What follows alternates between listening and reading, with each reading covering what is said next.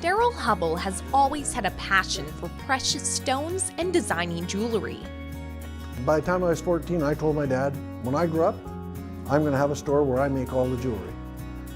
He was like, oh, and he went around telling people, you should hear what my son said, and here we are. 30 years later, Hubbell designer Goldsmith has become a well-known business in Prince George. But the creative process Hubbell uses isn't as recognized. I don't generally sit down with a formulated plan. I sit down with an image of what the finished thing looks like. And then the process just sort of unfolds in front of me until I get to the point where it's the finished thing. What that does for me is it makes it so that each time I sit down to make something, it's not the same process as it was the last time I made something similar to this.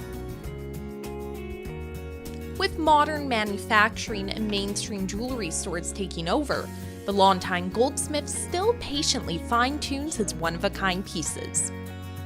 So I do my very best, and there are a lot of other people that are doing one-of-a-kind work in all sorts of different ways. We are all exerting pressure back against that.